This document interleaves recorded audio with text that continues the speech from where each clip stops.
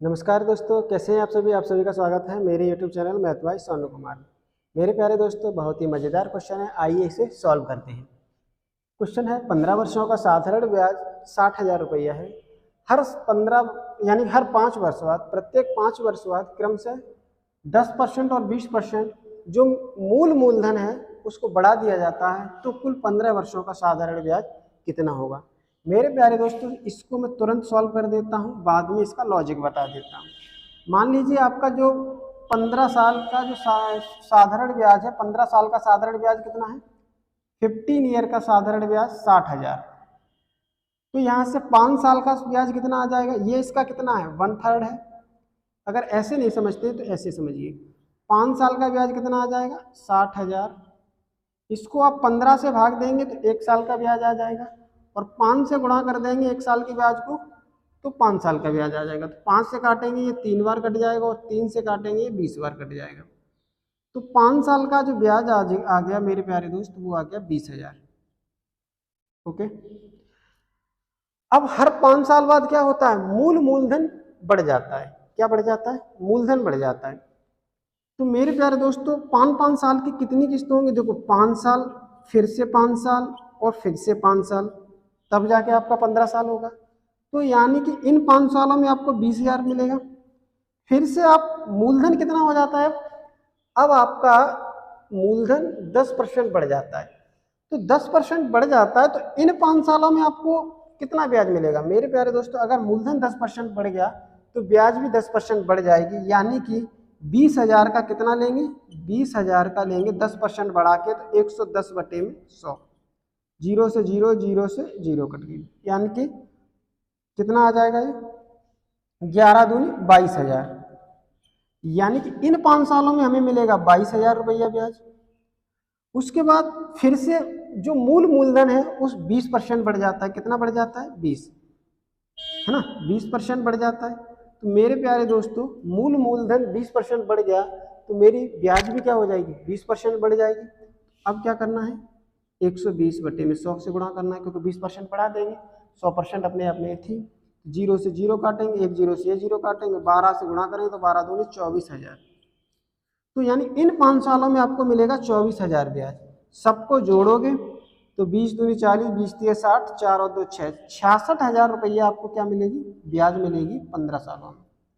Okay मेरे प्यारे दोस्त, अगर यहाँ मूलधन शब्द नहीं लगा होता तो जो ये ब्याज मिली है इस पर भी आपको क्या मिलता है, ब्याज पे ब्याज मिलता है। मेरे प्यारे दोस्त, बात समझ में आ रही है, क्या लॉजिक है सर। अब इसका आप समझिए कंसेप्ट क्या है। ये तो हमने आपको करा दिया कि ऐसे आपको करना है, 66,000 रुपया कि सर आपने ये ब्याज को बढ़ाया है मूलधन को, और आपने तो ब्याज को 20% बढ़ा दिया। बिल्कुल सर, देखो सिंपल इंटरेस्ट जो होती है, सिंपल इंटरेस्ट जो होती है वो डायरेक्टली क्या होती है, सिंपल इंटरेस्ट का क्या फॉर्मूला होता है, PRT/100 होता है कि नहीं होता है। तो यहाँ से ये देखेंगे सिंपल इंटरेस्ट जो है वो डायरेक्टली प्रोपोर्शनल P के है, डायरेक्टली प्रोपोर्शनल R के है, डायरेक्टली प्रोपोर्शनल T के हैं। इसका क्या मतलब है मेरे प्यारे दोस्त, इसका सिर्फ यही मतलब है कि अगर प्रिंसिपल को जितना गुना कर दोगे उतने ही गुना आपकी क्या हो जाएगी, उतने ही गुना आपकी साधारण ब्याज हो जाएगी। जैसे एक एग्जांपल लेते हैं, सपोज दैट कि मान लेते हैं कि ये हमारी सिंपल इंटरेस्ट है, सिंपल इंटरेस्ट है, और मान लेते हैं कि ये P1 मूलधन था, R इसकी ब्याज थी, T समय था, तो ब्याज कितनी मिलेगी, इतनी मिलेगी। अब मैं क्या करता हूँ, मूलधन को 10% क्या करता हूँ, बढ़ा देता हूँ। 10% बढ़ाऊंगा तो 10% बढ़ाऊंगा तो फ्रैक्शन कितनी होती है 10% की, भाई 10% की फ्रैक्शन होती है। या फिर 10% बढ़ाऊंगा, मूलधन को 10% बढ़ा दूंगा तो 100% तो मूलधन अपने आप में था ही, 10% बढ़ा दिया तो अब कितना होगा, 110%। तो मूलधन अब हो जाएगा 110%। तो ये सॉल्व करोगे तो क्या आएगा, 11/10 पे। अब मूलधन कितना हो गया, 11/10 पे। तो अब ब्याज कितनी मिलेगी आपको, अब आपको ब्याज मिलेगी 11/10। मूलधन हो गया, दर तो वही है, समय भी उतना ही है, समय उतना ही है ना मेरे प्यारे दोस्त, है ना। तो उसके बाद 100 से करेंगे भाग, तो ये इतनी ब्याज मिलेगी। पहले इतनी ब्याज मिल रही थी, अब इतनी मिल रही। तो ब्याज देखो, मूलधन को मैंने कितना परसेंट बढ़ाया, सिर्फ 10%।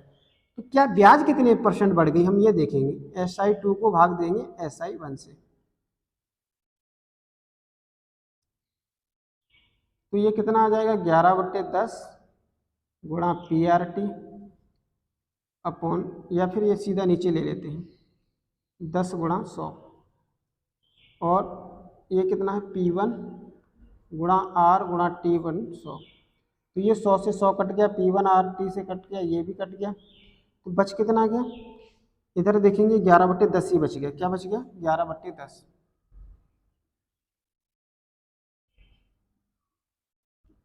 ये बच गया 11/10।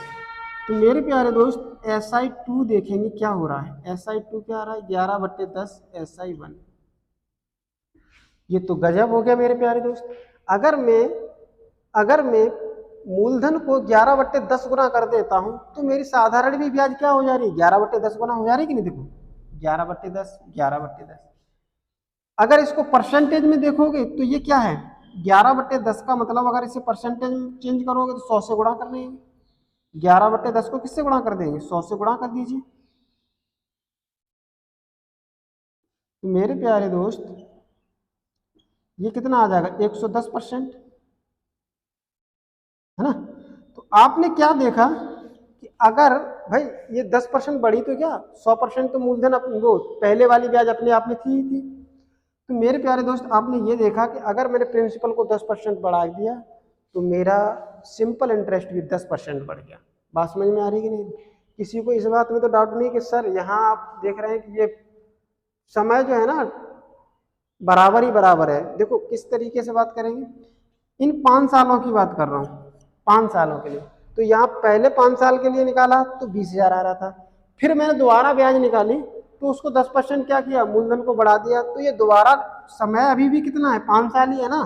तो अब 5 साल बढ़ा, यही 5 साल के लिए, अगले 5 साल के लिए मैं क्या करूँगा 5 साल पहले निकाला तो 20,000, फिर से 5 साल पर मैंने मूलधन को 10% बढ़ा के निकाला, तो 10% बढ़ा के निकाला तो ब्याज भी मेरी क्या हो जाएगी 10% बढ़ जाएगी।